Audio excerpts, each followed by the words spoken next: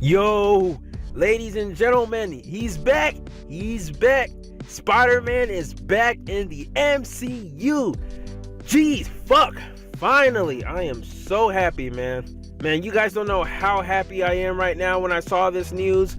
Like, I was just running errands and I saw this on my phone. I think it was Brown Table who tweeted it, and I was like, yes. I mean, was there ever any doubt?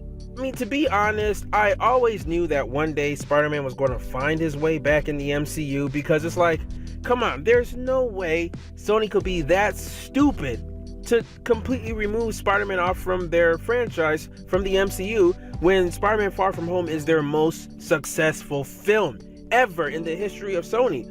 I mean, it made even more than Captain Marvel did. It's got like over $1 billion something now. So it's not only the most successful Spider-Man movie, it was more successful than Captain Marvel. Think about it. It's the second most successful MCU film after Endgame this year. So I'm like, why would Sony pull out Spider-Man after that? Even if they had their own Sony Spider-Verse or their Sony Spider-Man universe planned, that'll be so stupid. That's like me after my Super Swag Bros animation hits over 1 million views. I'm like, you know what? I'm not going to make a sequel to that. I'm not going to do Super Swag Bros Z. I'm just going to, do something else. So, I mean, you just got to follow up with that. I mean, that's just business. That was just a bad business move. I don't care what happened behind the scenes with Disney and Sony. I blame both of them. Both of them were being assholes and greedy assholes. And they just need to sit down, work things out,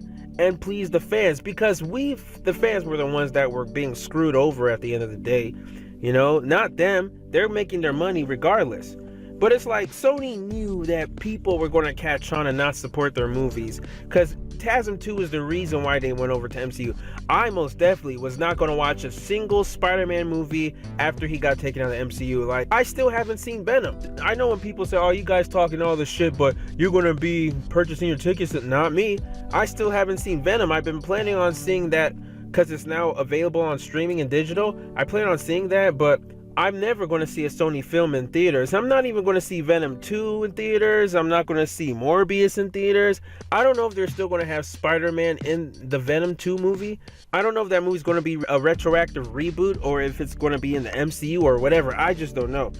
All I know is that Spider-Man is going to be in another film. Now, the third MCU Spider-Man film is even going to do better than Far From Home did. And then Disney's going to strike up another deal, and there's going to be more Spider-Man movies. I already know there's going to be more Spider-Man movies in the MCU, whether he has more than a trilogy or not.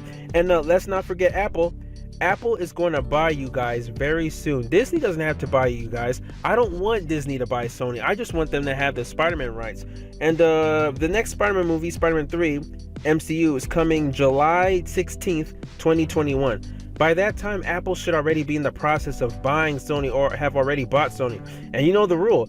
The moment Apple buys Sony, the Spider-Man rights revert back to Marvel. So regardless, Marvel Studios is still going to have the rights of Spider-Man, in 2 to 3 years. That means in 2021, we're going to get 4 MCU films. We're going to get Thor: Love and Thunder, Doctor Strange in the Multiverse of Madness, Shang-Li and the Shang-Chi and the Legend of the 7 Rings or whatever, the 10 Rings, and Spider-Man 3.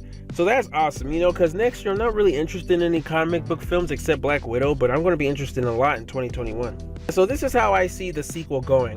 I hope, because I heard rumors that Daredevil might be in the sequel. I hope he is, because after that bombshell, when Mysterio revealed Peter Parker's identity, or Spider-Man's identity is Peter Parker, he's going to need all the help he can get. He needs a lawyer to help clear his name. And the best lawyer in the area is Matt Murdock. So I hope we see him, and also Kingpin, because you can't have Daredevil without Kingpin.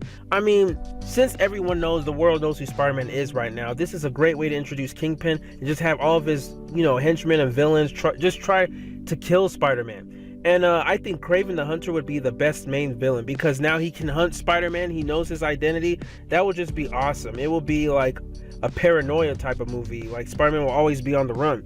And look, Sony, you're still going to get your Sinister Six movie, because we still got a couple of villains alive. Vulture, Scorpion, Shocker, and I think Mysterio's still alive.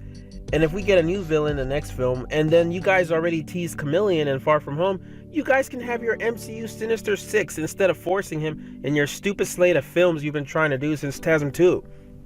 So it's funny because like just the other day, I was talking about that list Sony had when they had all their stupid movies coming out, like Madam Web, the Morbius films. They're going to have a film, Sinister Six, all these characters, Black Cat, Silver Sable, and I was like, yo, this isn't going to work. This is going to fail just like last time. And that was yesterday. And today, now we hear that Spider-Man's in the MCU again. So that's just funny. For the people that were upset about MCU Spider-Man and calling him Iron Boy Jr., look, they even announced Spider-Man 3 was never going to be about Tony Stark. That was the whole point of Far From Home. It was supposed to pull Spider-Man away from that and make him into his own hero, hence the final swing in the end.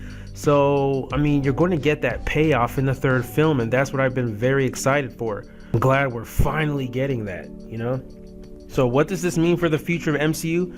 The future is looking bright. Next year is going to be like the only down year for the MCU. Even the TV shows too. I think the TV shows will start hitting their stride in 2021 with the MCU shows. So I'm excited for all of that, It's funny how a lot of the Raimi fanboys who were hating on MCU Spider-Man saying that LOL at everyone who's mad at Spider-Man leaving the MCU. Looks like the Raimi films are going to be the only Spider-Man films that end up being a trilogy. Well, think again, because now we're going to get a third Spider-Man MCU film, so it's not going to end on a cliffhanger like TASM 2. Because, they could not have done that. The Raimi films at least got to end. After that trilogy, the whole Osborn arc concluded with the third film. TASM 2, yes, that had a cliffhanger, but it wasn't as bad as Far From Home's cliffhanger.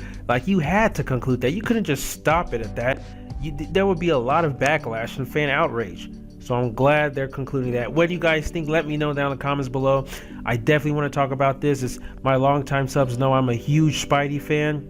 And I also need to continue that Spider-Man 3 DS gameplay I started a while back, a couple years back. I only did part 1. That has over 100k views.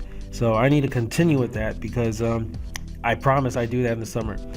Alright guys, take care. That's all I wanted to say for now. I'm super ecstatic and excited. Alright guys, that's it for now. Until next time, swag out.